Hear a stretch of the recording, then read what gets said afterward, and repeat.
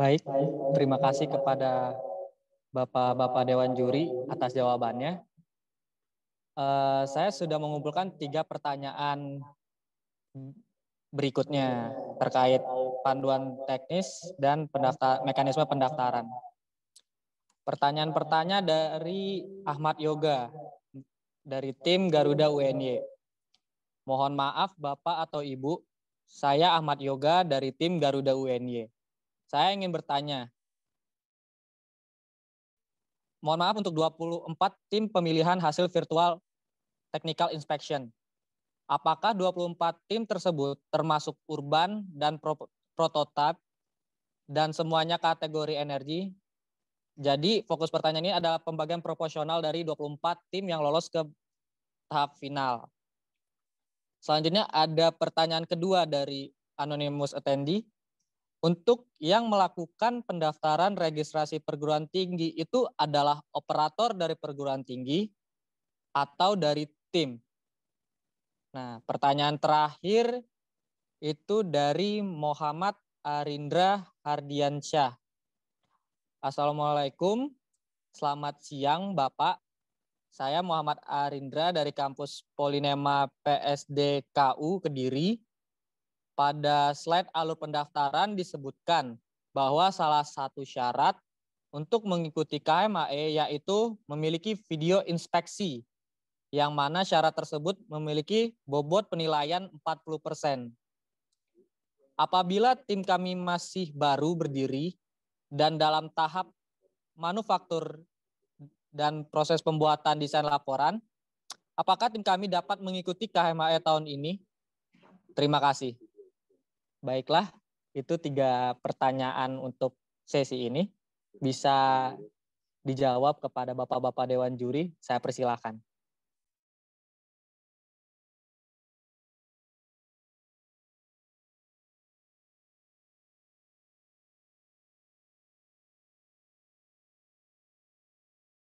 Ya, baik. Mungkin sama Pak Puit. Oh iya. Ya, kalau Pak Bambang mau nambahi dulu, silakan. Mau jawab dulu, nanti saya nambahi aja. Baik Pak Wid. Ya, jadi yang pertama tadi, apakah 24 tim tersebut termasuk urban dan prototype? Ya. Jadi di situ sudah dituliskan ya di regulasi ya masing-masing kelas ya ada 3 ya. 3 kali 4 kan 12 ya, dikalikan 2 kategori ya sehingga 24 ya. Jadi sudah termasuk 24 tim itu urban dan proto ya. Kemudian tempatnya di mana nanti luringnya belum ditentukan ya, belum ditentukan ya. Nanti mungkin bulan depan baru ada penentuan lokasinya oleh Pusat Prestasi Nasional ya. Kemudian yang terakhir tadi pertanyaannya, jadi di situ sudah disampaikan ada tahapan-tahapan bagi untuk semuanya saja ya. Jadi bukan langsung ya, tadi ada kita tidak langsung semua tim itu menyampaikan video ya inspeksi ya, bukan ya, ada tahapan-tahapannya. Jadi yang pertama memang tahapannya adalah mendaftar peserta tadi disampaikan oleh Prof Aryo ya. Jadi mendaftar peserta dulu ya. Baru kalau di situ nanti kita akan umumkan peserta yang lolos. Ya, peserta yang lolos baru mengumpulkan laporan desain. Ya. Di situ kita evaluasi laporan desainnya. Ya, setelah laporan desain selesai ya kita evaluasi dan kita akan mengeluarkan ya pengumuman yang masuk tahap berikutnya yaitu dengan diharapkan adalah mengumpulkan video inspection-nya. Ya, jadi itu tahapannya. Jadi kalau bukan langsung ya baru terus langsung membuat itu tidak. Ya, baru nanti setelah itulah dari hasil laporan desain dan video inspection ya, itulah kita tentukan 24 tim. Ya, jadi urutannya begitu. Jadi ada kurang lebih ada 1, 2, 3 ya, 3 pengumuman nanti ya yang harus dilewati oleh semua tim. Saya kira itu mungkin Bapak juri yang lain tambahkan silahkan. Ya Pak Bambang, terima kasih Pak Bambang. Saya nambahi nomor 4 dan nomor pertanyaan 4 dan 6 sebetulnya agak mirip. Jadi nanti akan ditayangkan berapa tim untuk setiap kelas itu yang sudah terdaftar.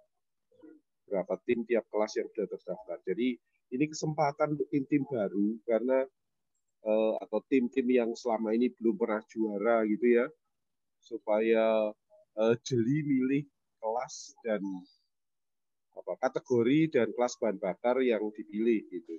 Karena nanti 24 itu terdiri dari tiga mobil per tim, 3 mobil per kategori dan kelas begitu. Jadi kita ranking 3 terbaik yang jadi finalis. Jadi misalnya ada satu kelas yang sudah penuh, ya kalau bisa dihindari gitu ya, karena di situ persaingannya akan sangat ketat gitu. Di sisi lain ada kelas-kelas yang agak longgar, coba pindah ke situ. Kalau proto sama urban kan memang sulit pindahnya karena mobilnya beda sama sekali. Tapi kalau engine jenis bahan bakar itu mungkin bisa switch dengan nggak terlalu sulit lah dari kelas yang lebih aman gitu, lebih sedikit pesertanya begitu. Baik, saya nambahin, mau Pak Aryo atau Pak Eka mau nambahin lagi. Jadi nanti di sisi pendaftarannya itu ada counternya. Ada counternya. Kalian waktu daftar bisa lihat counter itu.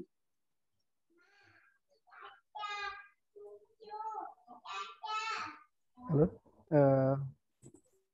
Pak Wid, saya coba tambahkan ya. Terima kasih. Ya, jadi tadi sudah dijelaskan ya, untuk 24 tim itu ya kita masukkan ke 3 terbaik dari masing-masing kelas dan kategori penuh ya. Itu berdasarkan ranking nilai.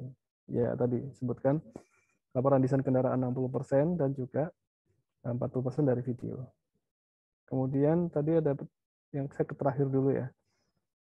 Ini pertanyaannya mungkin saya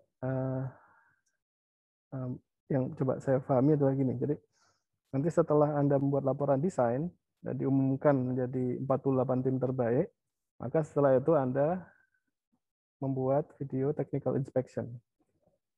Nah, di sini maksudnya untuk menunjukkan kepada Dewan Juri bahwa memang mobil Anda siap dan sudah memenuhi kriteria itu. Tapi tetap 60% atau beratnya itu juga di laporan desain. Jadi mohon laporannya dibuat sebaik mungkin. Ya. Ada perubahan sedikit di laporan. Betul. Jadi ada, kalau Anda perhatikan di laporan desain kendaraan itu bab 2 itu agak sedikit berubah ya. Nanti kita jelaskan kali ya. Atau nanti kita jelaskan setelah Q&A ini. Mungkin cukup waktunya. Nah, kemudian untuk pendaftaran yang operator itu adalah bukan mahasiswa, tapi adalah dari bidang kemahasiswaan ataupun direktorat kemahasiswaan ataupun manajer kemahasiswaan atau mungkin bagian kemahasiswaan lah, kira-kira begitu ya. Karena di situ operator di sini adalah dia adalah boleh dosen ataupun tenaga kependidikan yang dipercaya oleh perguruan tinggi untuk mewakili universitas untuk berkegiatan di Puskesmas ini. Jadi mohon nanti bantuannya untuk menyampaikan kepada direktorat kemahasiswaan masing-masing agar jangan lupa untuk mendaftarkan operator PT ini. Ya, nanti silakan dimasukkan kalau nggak salah ada satu surat yang menunjuk dari pimpinan universitas siapa yang akan ditunjuk sebagai operator. Ada format suratnya. Silakan nanti diikuti. Kalau ada pertanyaan mungkin nanti bisa ditanyakan di Telegram juga bisa ataupun kepada panitia. Kira-kira seperti itu ya. Untuk yang pertanyaan terakhir tadi mungkin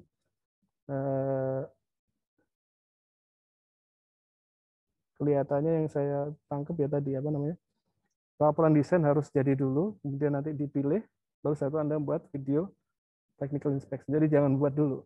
Jadi laporannya dulu kalau ada oke, diumumkan 48 terbaik, baru silakan untuk membuat video. Kira-kira begitu ya, Mas MC.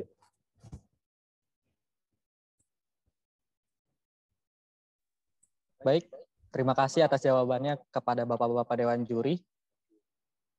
Kita masuk ke kloter terakhir pada sesi tanya jawab kali ini. Soalnya kita akan ada sesi pemaparan materi terkait laporan desain kendaraan. Oke, saya sudah mengumpulkan satu pertanyaan dari Q&A karena juga ada metode pertanyaan lewat raise hand dan sini sudah dikumpulkan oleh tim. Saya akan membacakan terlebih dahulu pertanyaan dari Q&A dari Vincent Buisang. Selamat siang admin, mau bertanya, apakah ada lomba off track seperti KHMAE 2020 untuk tim yang tidak lolos fase laporan atau virtual technical inspection? Itu yang oke. Lanjut ke pertanyaan berikutnya dari Muhammad Ihsanuddin. Bagaimana penentuan untuk juara umum? Sementara perwakilan dari setiap universitas hanya boleh mengajukan satu tim.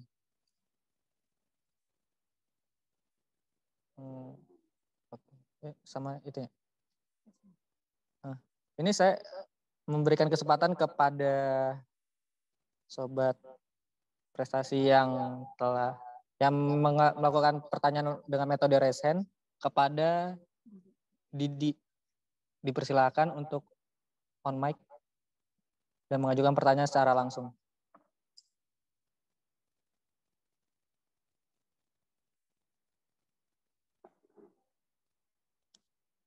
Halo.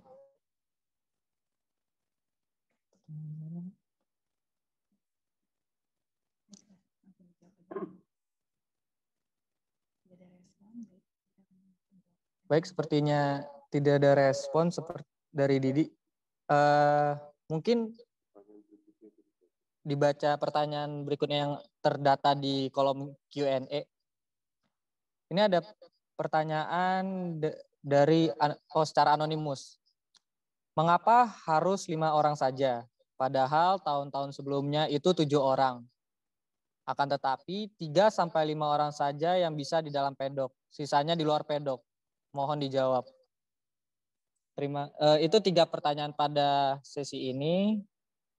Saya berikan kesempatan kepada Bapak-Bapak Dewan Juri untuk menjawab pertanyaan tersebut. Terima kasih.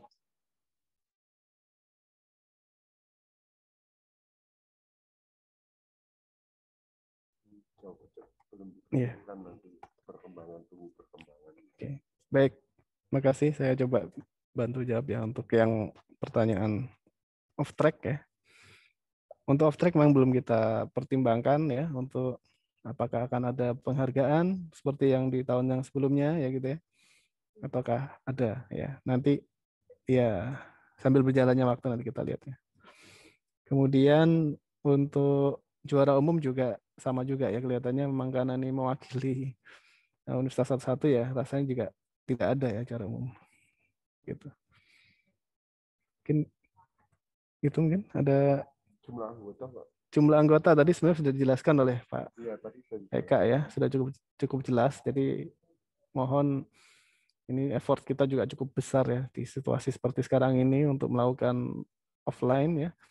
Jadi mohon menyesuaikan ya masing-masing tim dan membuat strategi lah bagaimana caranya supaya tim tersebut bisa bekerja secara baik sehingga mendapatkan hasil juga yang terbaik. Jadi kira-kira seperti itu. Jadi ini tadi dari niatan yang baik, bagaimana kita supaya bisa mendapatkan hasil juga yang terbaik. Kira-kira begitu ya mungkin yang bisa saya jawab ya.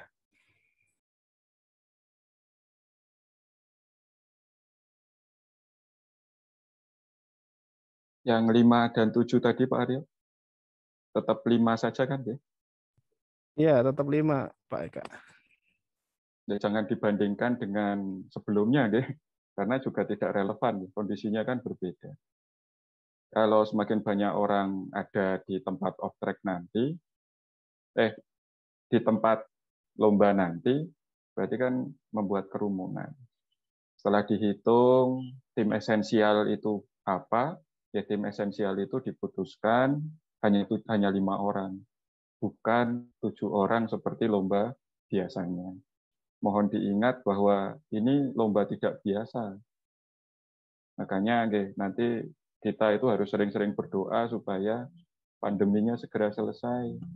supaya bisa kembali lomba seperti biasanya. Ya mohon referensinya jangan seperti kondisi normal, tapi kita harus melihat bahwa referensinya itu kondisi tidak normal. Matur nuwun.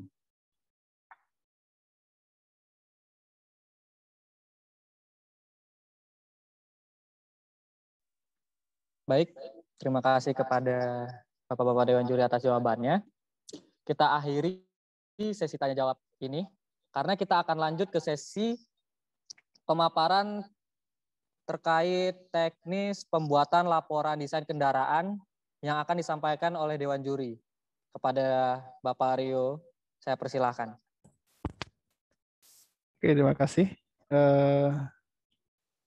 Ya, nanti akan poin-poin tertentu akan saya saya minta Dewan Juri yang lain untuk bisa menyampaikan ya.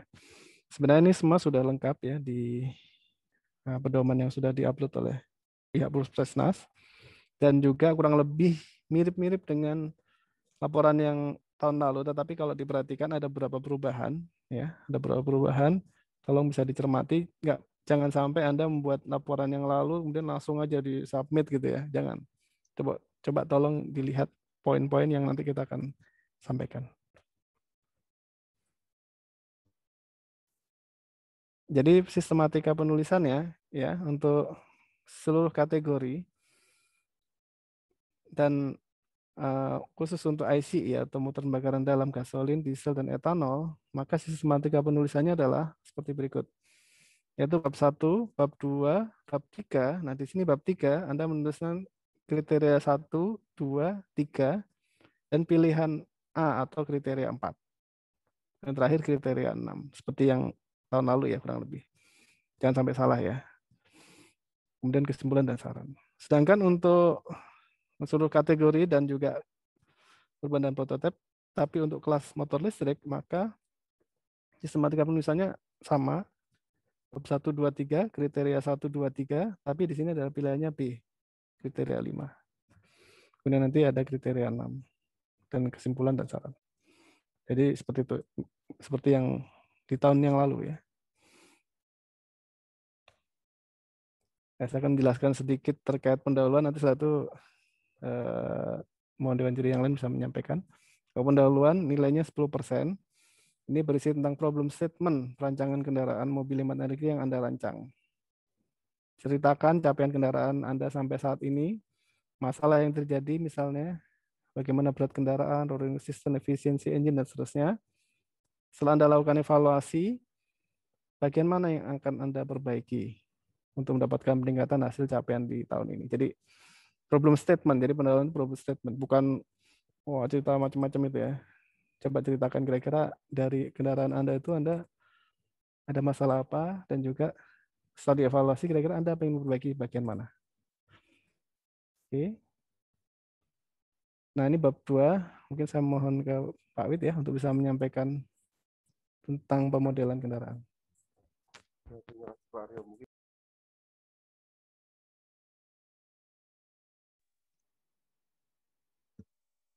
Pak Aryo, terima kasih. Saya nambahkan sedikit ya dari report-report yang sebelumnya. Itu bab 1 itu banyak yang isinya itu kemana-mana, cerita energi dunia yang habis dan sebagainya. Kalau itu bukan fokus ke perancangan mobilmu, ini kan perancangan mobilmu. Jadi ceritakan mobilmu saat ini itu kondisinya seperti apa sih? Itu beratnya berapa, rodanya seperti apa, ya efisiensi engine-nya seperti apa, aerodinamiknya seperti apa gitu. Misalnya aerodinamik itu juga jangan pasang pada kecepatan 80 km per jam. Kan lombanya itu paling kecepatan 20 sampai 40 ya.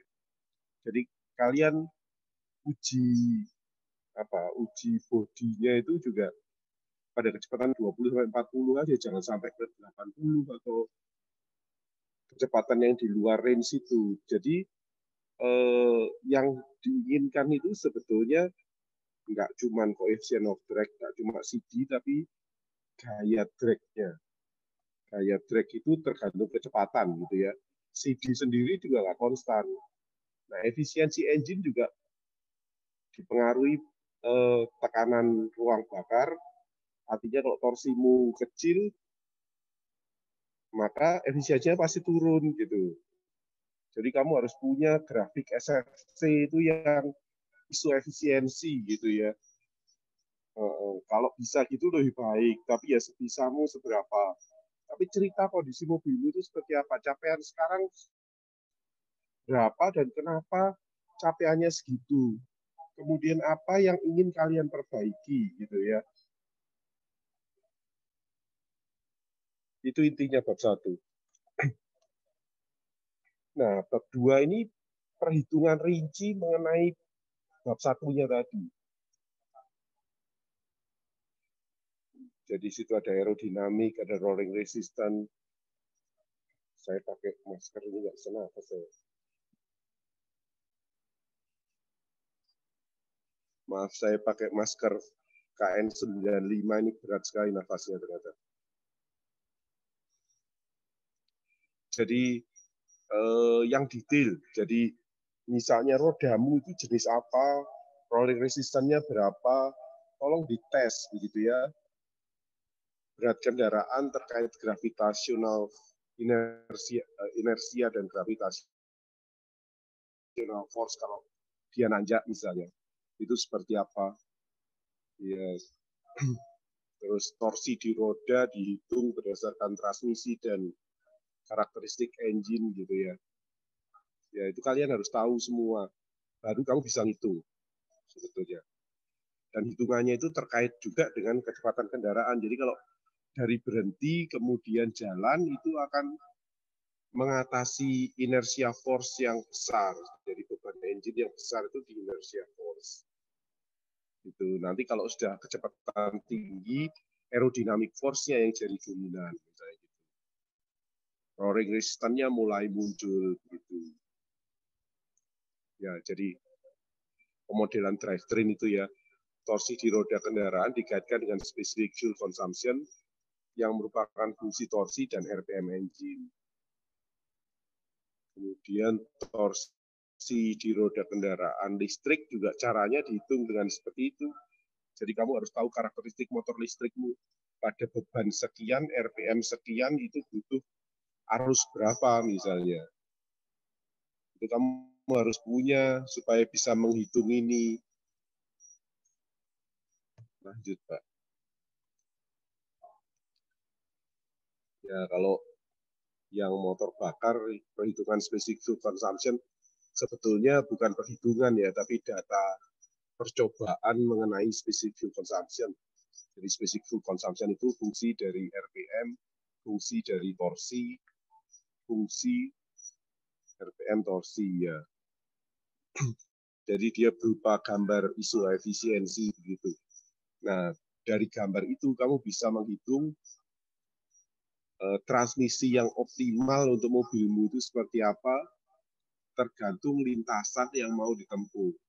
Sebetulnya gitu. Di sini supaya mudah, di sini dikatakan pemodelanmu cukup kendaraan diam, kemudian berakselerasi sampai kecepatan 30 km per jam, di trek lurus dan datar ya. Kemudian engine dimatikan, meluncur sampai berhenti. Nah, meluncur sampai berhenti ini tahanannya apa? Tahanannya ya tahanan aerodinamik, tahanan gesekan roda, gesekan bearing itu masuk di situ. Ya, beberapa tahun yang lalu saya pernah nulis paper mengenai modeling mobil hemat energi itu. Di situ bisa dicek di link di bawah itu yang tercetak biru itu, nanti bisa belajar dari situ. Nanti di tengah-tengah laporan juga ada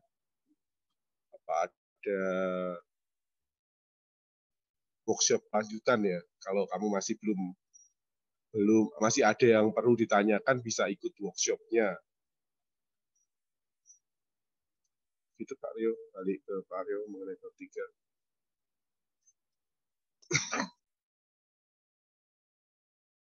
Oke, baik. Terima kasih, Pak Wid. Selanjutnya untuk kriteria 1 bab 3 yaitu detail perancangan kendaraan untuk perancangan aerodinamika bodi dan pembuatan bodi dengan bobot 15%. Mungkin Pak Bang Arif mungkin bisa menjelaskan. Silakan. Baik ya, baik. Terima kasih Pak Ariel. Jadi untuk bab 3, kriteria pertama adalah perancangan aerodinamika bodi dan pembuatan bodi. Ya. Jadi sebelum saudara membuat bodi, dan pasti saudara akan merancang dulu kan, ya gambar kan begitu ya. Makanya saudara harus ada gambar tekniknya seperti apa, desainnya dulu. Ya. Kemudian juga harus saudara sampaikan kira-kira materialnya apa yang dipilih nanti. Ya tentunya berdasarkan target berat ya atau efisiensi yang saudara sudah tuliskan di depan tadi, ya targetnya efisiensinya berapa sehingga beratnya materialnya harus pakai apa ya. Baru setelah itu saudara uji ya gitu ya desain saudara itu dengan menggunakan software ya Ansifulen atau yang lainnya ya, di mana di sini adalah pengujian aerodinamika bodinya ya. Sudah akan uji mungkin untuk beberapa variasi kecepatan ya, kemudian bagaimana sih hasilnya ya terkait dengan gaya drag ya maupun gaya lift yang dihasilkan ya terutama itu bagaimana supaya mobil itu efisien dan sebagainya. Nah ini sebagai mestinya di aerodinamika bodi ini bisa sudah ditentukan ya. Baru setelah itu ya yang tadi analisa hasil simulasi aerodinamik yang kita maksudkan. Setelah itu baru saudara tunjukkan kira-kira proses produksi pembuatan bodinya seperti apa dan komponen-komponennya. Nanti dilengkapi dengan biaya-biaya ya. Jadi bisa dibuat ya nanti. Ini kan masih kalau rancangan ya, sekali lagi rancangan proses produksinya ya. Jadi bukan bagaimana membuatnya ya, ada itu foto-foto yang jadi tidak seperti itu. Itu konsep rancangannya saja. Baik, saya kira itu Pak Aryo mungkin bab kriteria 1. Terima kasih Pak Bambang. Untuk kriteria 2, apakah Pak Denny online? Pak Denny? Kalau tidak, mungkin bisa saya jelaskan sedikit lah. Untuk perancangan bodi dan sasis, ini bobotnya 15%. Jadi pertama Anda harus membuat rancangan layout load ya dari beban kendaraan, kemudian analisis distribusi beban dari ke seluruh roda, kemudian bagaimana caranya untuk bisa mengurangi hambatan gelindingnya.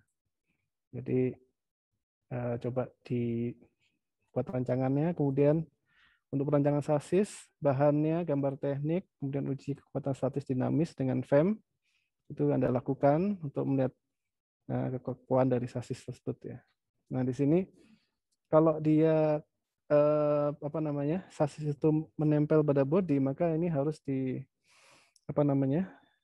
diperhatikan, dia tidak boleh sendiri-sendiri ya. Maksudnya nanti pada saat diuji beban dan seterusnya, itu sasis harus mengacu atau merefer kepada bentuk bodi yang sudah dirancang. Ya, jadi harus ada assembly-nya. Jadi mungkin digabung ya, kira-kira begitu ya. Assembly bodi dengan sasis. Jadi tidak sendiri-sendiri gitu ya. Kemudian setelah itu Anda juga lakukan perancangan dan perhitungan desain untuk memudahkan proses produksi. Kemudian proses produksinya untuk sasis dan komponen, dan juga rancangan biaya produksi untuk bodi dan sasis. Kurang lebih seperti itu ya.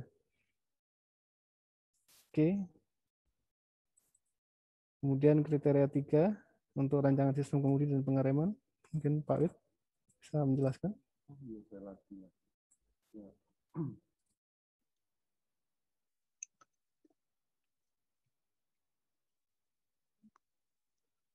Ya, saya nambahin sedikit yang bab 2 tadi mengenai kenapa bodi dimasukkan di perancangan kekuatan itu karena ada beberapa mobil itu yang sudah sistemnya monokok ya, jadi dia sudah jadi satu antara sasis dengan bodi. Jadi kalau dicek sasisnya saja bisa nggak kuat gitu ya, tapi kalau dicek sasis bodi baru kuat. Dan ingat dari sekian banyak laporan yang masuk tahun lalu, itu sedikit sekali yang menunjukkan pemodelan pada saat dia beban pengereman gitu ya. Beban pengereman itu yang paling berat sebetulnya untuk sasis dan bodi. biasanya bebannya statis dipasangnya di apa join-joinnya sampai kaliper rem gitu ya. Itu juga harus kamu modelkan gitu. Makanya di sini ada rancangan sistem pengemudi dan pengereman itu termasuk join-joinnya tadi, attachment untuk kemudi dan rem itu juga harus kamu tes gitu. Benar nggak kuat dia kalau direm dari kecepatan 50 direm berhenti dalam 20 meter. Itu lumayan besar beban di sasis-sasisnya gitu. Nah, sebetulnya perancangan kemudi dan pengereman ini ikut itu gitu. Jadi dari rancangan sasis tadi terus jalan ke sini. Jadi nggak cuma nunjukkan akermannya, ya oke lah nunjukkan akermannya, tapi terus gayanya gimana? Jadi nggak cuma kinematika, tapi jadi kalau nikung jadi nggak stabil mobilnya misalnya. Itu juga harus masuk di situ. Ya kalau Ackerman biasanya sudah bisa, tapi kalau sampai ke camber caster kayaknya sedikit yang sudah masukkan itu. Kemudian kekuatan join-join, link-link gitu ya. Itu semua harus diperhitungkan. Ya nggak terlalu besar sih gayanya, tapi tolong diperhitungkan lah bahwa link-linkmu itu sudah kuat ternyata gitu ya. Selama ini kan banyak dirakit, terus jadi begitu aja, terus dipakai ya karena lomba hemat energi ini kecepatannya nggak tinggi, biasanya aman. Tapi begitu dulu itu ada lomba yang balapannya di akhir itu kelihatan agak membahayakan ini. Gitu. Jadi ini kalau kamu bisa uji gayanya tadi pakai finite element, pasti kamu juga sudah punya gambar 3D-nya, tinggal diposting di sini, terus ujinya seperti apa, menentukan gayanya seperti apa, itu juga penting. Jadi berikan alasannya, ceritakan alasannya, ya, why-nya itu harus keluar gitu laporannya itu. Setelah itu baru perancangan dan perhitungan produksinya. Pengereman juga gitu. Ini kan ada dua hal di pengereman ini. Kemiringan 20%, ya, dan pada kecepatan 50 km per jam direm berhenti dalam jarak 20 meter. Ini yang memberikan gaya terbesar sebetulnya ini. Jadi perhitungkan semuanya bahwa nggak cuma remmu itu kuat, tapi link-link yang nahan kaliper remmu juga kuat gitu ya. Nanti remnya kuat tapi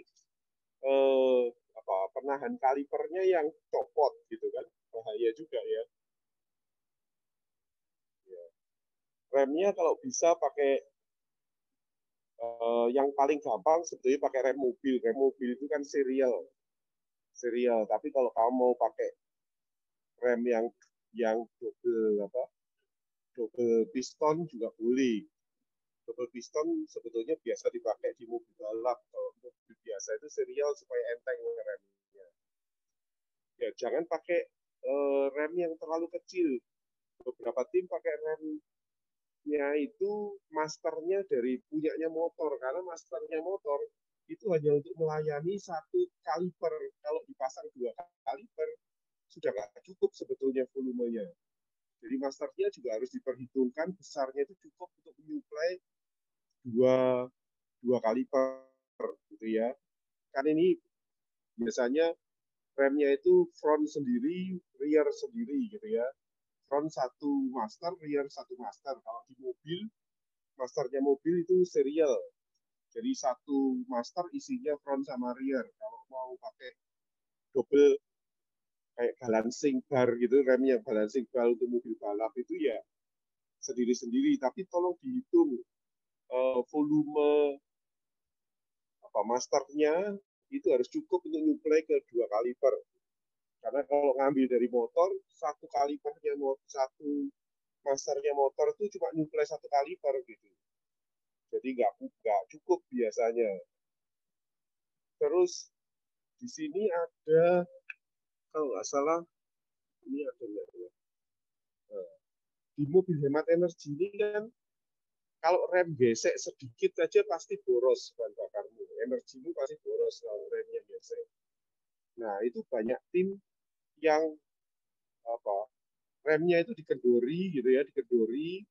Nanti kalau ngerem harus dipompa dulu baru bisa ngerem. Itu nggak boleh juga ya. Harusnya remnya itu kamu pasangi pegas atau apa. Ngerem nggak perlu dipompa-pompa gitu. Putus dulu saya. Sumpuit. Ya, saya nggak sumpuit ya. Punya saya. Oke. Oke, baik. Saya coba lanjutkan ya. Jadi ya nanti silakan diikuti untuk tahapan perancangan sistem kemudi dan juga pengereman. Kemudian saya lanjut dulu ya. Untuk kriteria 4. Nah, di sini ada Pak Iman mungkin bisa menyampaikan. Apakah Pak Iman monitor? Oke, dengar suara saya? Iya, Pak. Oke. Ya, seperti kriteria-kriteria yang sebelumnya, jadi mungkin peserta harus mengubah cara berpikirnya begitu. Karena sebelumnya kan Pak Witanto sudah sebutkan beberapa kali, biasanya seperti tinggal assembling, kemudian dipasang semuanya, tapi tidak diperhitungkan, baru nanti untuk syaratnya harus membuat laporan, baru dihitung-hitung. Nah, di sini jalan pikirannya dibalik begitu. Jadi kita walaupun pakai parts yang sudah ada, tapi kita harus perhitungkan begitu. Nah, itu poinnya di situ, karena yang sebetulnya yang betul itu adalah yang seperti itu begitu ya. Nah, itu untuk kriteria 1, 2, 3 mungkin semuanya juga sama begitu ya. Nah, ini kalian dituntut untuk bisa menghitung bagaimana merancang suatu kendaraan, baik itu untuk steeringnya, baik untuk bodinya, nah juga ini untuk motor pembakaran dalam dan transmisinya. Jadi sama prinsipnya. Jadi apakah kalian membuat engine sendiri? Pasti tidak ya, tapi kalian harus pikirkan kalau masih bisa memilih yang cocok dengan keinginan sesuai perhitungan dengan kendaraannya, atau si engine-nya tadi kalau sudah ada, bagaimana disesuaikan dengan kendaraannya gitu ya. Nah, itu harus dihitung dan diukur. Maksud diukur ya diuji begitu ya. Nah, kalau nggak bisa diuji ya akhirnya kita melakukan simulasi begitu ya. Itu. Nah, simulasinya seperti apa? Pak Witanto sudah cerita tadi di bagian atas ada papernya Pak Witanto yang bagaimana menghitungnya itu ya. Jadi cara yang mudah untuk bisa menghitung gitu ya. Kemudian ya itu, jadi kalau bisa mengukur kita bikin kurvanya begitu ya. Mungkin pernah dengar kurva antara pemakaian bahan bakar dan putaran serta daya gitu ya. Nah, kita harus cari di mana nanti beroperasinya di mana bahan bakarnya yang paling rendah begitu ya. Kalau yang sudah pernah baca buku motor bakar yang dari Pak Wiranto itu ya, penggerak mulai itu yang gambarnya telur begitu ya. Di bulat-bulat begitu. Nah, di situ kalian mencari di mana pada RPM berapa, dayanya itu berapa yang pemakaian bahan bakar spesifiknya paling rendah begitu ya. Nah, jadi kalian harus bisa menguji atau mensimulasikan begitu ya. Simulasikan untuk mendapatkan diagram pemakaian bahan bakar terhadap putaran dan terhadap daya. Nah, itu kalian perlu lakukan begitu ya. Karena sekali lagi kita sekarang sudah masuk ke dalam fase yang tadi, jadi kita merancang dengan menghitung atau menguji gitu ya. Dan itu yang dinilai untuk kalian bisa maju ke tahap berikutnya. Jadi kalau kalian tidak lakukan ini dengan baik, ya ada kemungkinan kalian kalah bersaing dengan yang melakukan dengan baik gitu ya. Nah, untuk transmisi, transmisi juga ada hubungannya tadi dengan putaran, daya, dan pemakaian bahan bakar begitu ya. Karena transmisi itu adalah alat yang merekayasa supaya mendapatkan bekerja pada kondisi optimal, umumnya RPM yang tertentu untuk engine, walaupun rodanya bergerak pada putaran yang berbeda gitu ya. Jadi sekali lagi semua dihitung. Kemudian rancangan ECU, nah ini nanti mungkin untuk mendapatkan di mana pemakaian bahan bakarnya yang paling baik gitu ya. Jadi, ECU-nya dirancang supaya dapat mengatur engine-nya beroperasi dengan keadaan medan yang berbagai macam itu supaya dapat menghasilkan, kalau dalam motor bakar, menghasilkan pemakaian bahan bakar yang paling kecil gitu. Nah, untuk kelistrikan itu untuk lampu klakson itu sudah ada petunjuknya itu ini adalah untuk keamanan ya.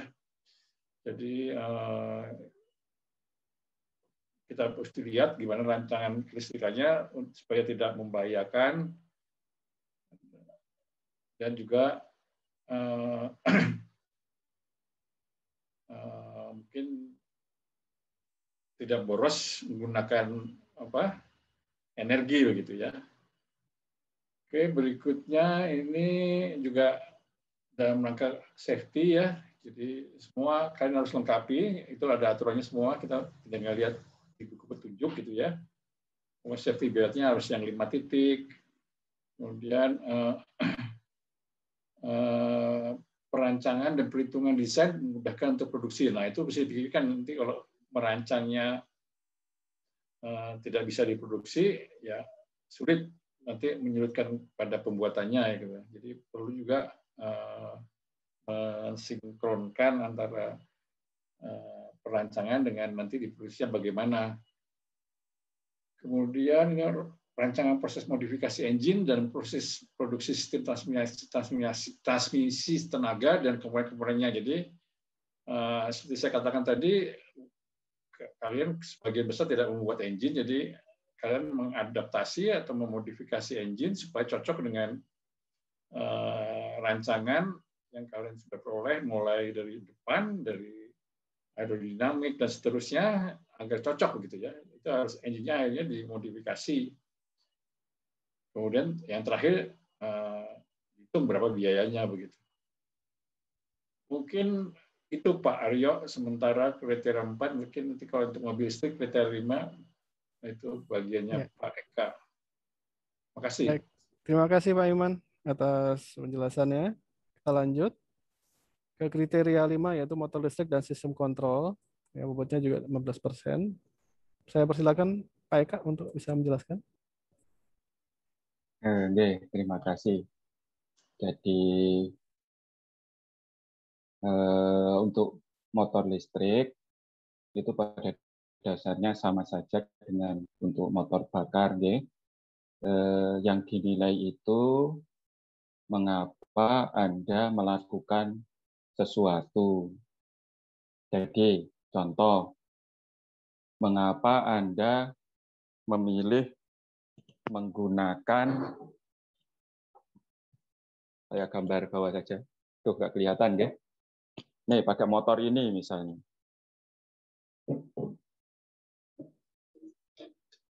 Mengapa Anda tidak menggunakan motor yang lebih kecil seperti ini? Alasannya apa? Ya jangan cuman mendongeng itu kualitatif. Karena ukurannya lebih kecil, harganya lebih murah. Bukan, itu bukan insinyur. Mungkin kalau Anda menjawab seperti itu, berarti Anda pedagang, gitu guys.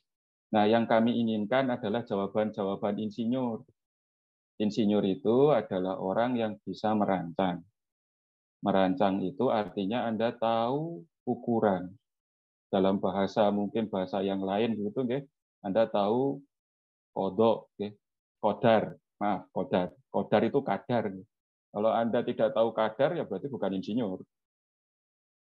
Itu yang ingin kami ketahui. Jadi contohnya, memilih motor. Mengapa Anda memilih motor tersebut? Apakah berdasarkan evaluasi, misalnya power to weight rasionya lebih baik dari motor sebelumnya, misalnya begitu, boleh. Atau kami mendapatkan bahwa motor ini memiliki torsi yang cukup untuk menggerakkan motor sehingga mendapatkan akselerasi misalnya 1 meter per detik, misalnya begitu. Dengan transmisi tertentu.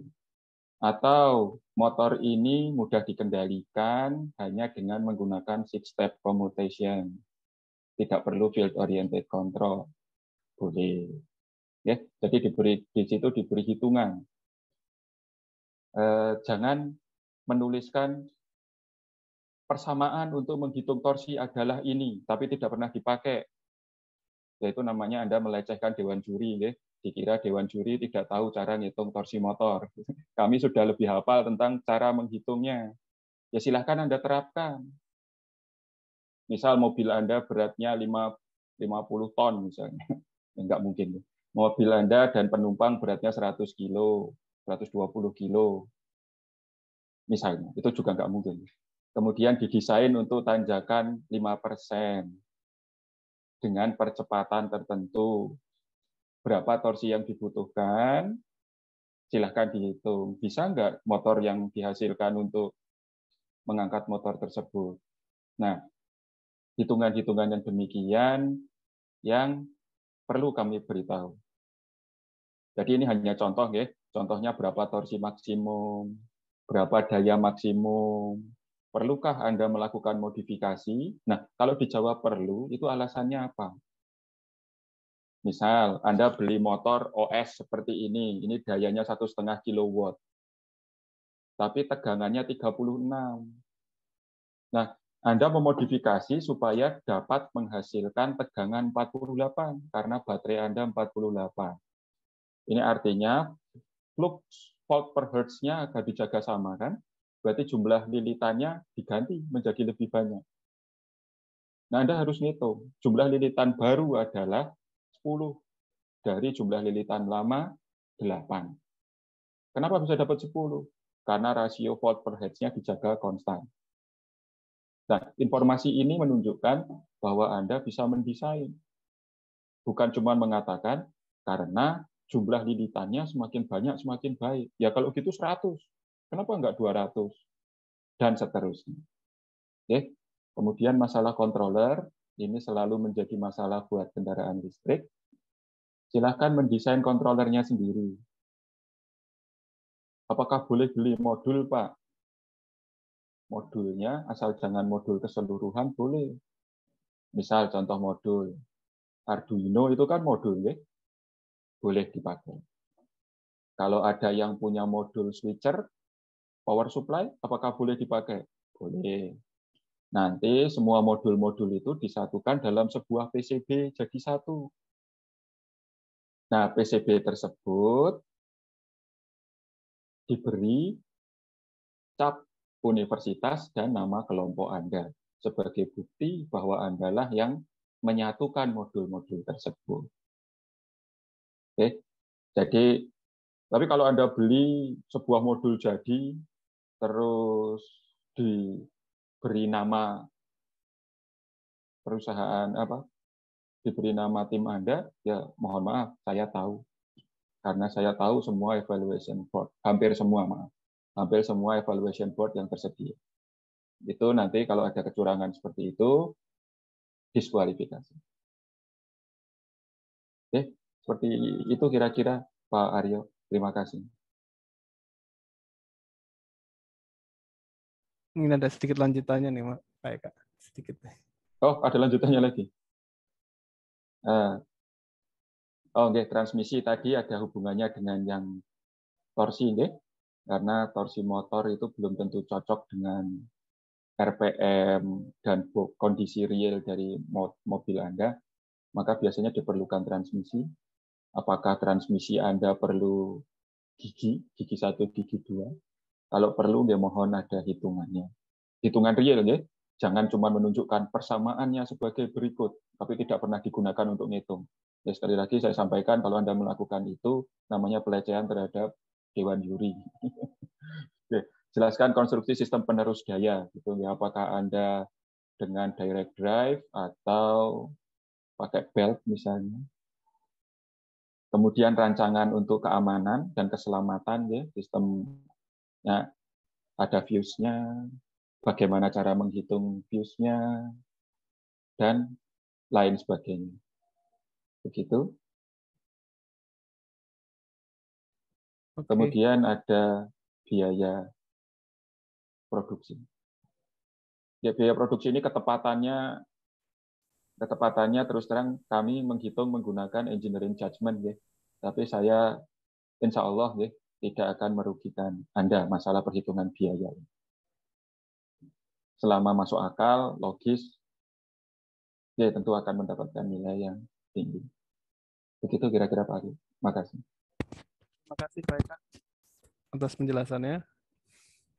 Oke, kita lanjut dulu ke kriteria 6, yaitu rancangan proses dan manajemen produksi. Jadi sebenarnya tadi di beberapa kriteria awal sebelumnya kan Anda juga diminta dijelaskan proses produksi dan seterusnya. Nah, di sini adalah lebih kepada menyimpulkan seluruh proses dan juga bagaimana Anda melakukan manajemen produksi, ya. Manajemen produksi dari kendaraan yang Anda buat. Jadi yang ingin kami dorong kepada seluruh teman-teman itu, terutama rekan-rekan teknik mesin, teknik elektro, dan juga teknik yang terkait, ya, dalam pembuatan kendaraan ini. Mari yuk kita belajar bagaimana memanage project gitu, ya. Jadi paling tidak anak-anak mesin juga bisa menggunakan, ya, software management project, ya. Untuk apa? Yaitu untuk melakukan pentahapan, scheduling, ya. Kemudian juga pengalokasian SDM, kemudian peralatan, fasilitas, dan bagaimana menghitung biaya-biaya yang mungkin muncul, dan seterusnya, ya. Dan schedulingnya ini ya paling tidak yang masuk akal gitu, ya. Dan dari scheduling itu sebenarnya nanti akan terlihat bagaimana satu alur atau rangkaian kegiatan tersebut pada bagian mana yang merupakan bagian yang kritis atau memiliki persentase waktu atau mungkin biaya yang besar, ya kan?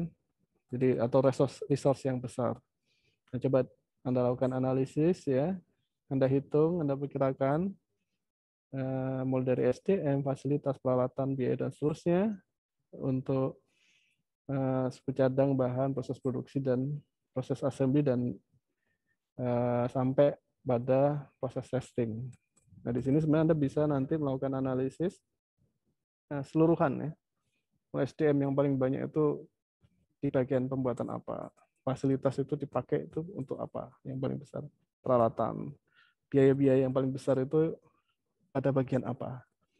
Nah, dari situ kan sebenarnya nanti Anda coba untuk memprioritaskan dan seterusnya seperti itu, ya, supaya nanti dari hasil kerja yang Anda sudah buat, Anda tahu, oh, di sini porsi yang paling besar ini untuk membuat A, untuk membuat bagian B. Kemudian schedule waktunya ini dia tidak akan bisa dilakukan sebelum ini selesai dan seterusnya. Berarti itu kritis. Nah, seperti itu, ya. Mohon nanti menjadi pembelajaran buat seluruh tim bagaimana memanage suatu project atau kerja. Oke. Dan yang terakhir untuk kesimpulan dan saran, ini tidak hanya begini-gini ini selesai gitu, satu paragraf. Mohon Anda resumekan, ya, dari seluruh yang Anda lakukan dan Anda kerjakan itu, upaya apa saja yang dilakukan untuk memperbaiki capaian konsumsi bahan bakar atau mungkin penggunaan daya listrik, ya. Kemudian berapa kira-kira perkiraan kenaikan capaian konsumsi bahan bakar atau daya listrik yang mungkin didapatkan dengan modifikasi yang sudah Anda lakukan, biayanya berapa, resource yang digunakan seperti apa, dan yang terakhir baru ada saran perbaikan yang mungkin masih bisa dikerjakan untuk meningkatkan capaian konsumsi energi. Ya. Jadi tidak hanya satu kalimat yang ini selesai gitu, jangan. Mohon ditambahkan informasi yang diinginkan pada laporan desain kendaraan ini. Demikian secara umum kita sudah membahas ya untuk laporan desain kendaraan. Mungkin kita langsung ke sesi tanya jawab ya, Mas Johan.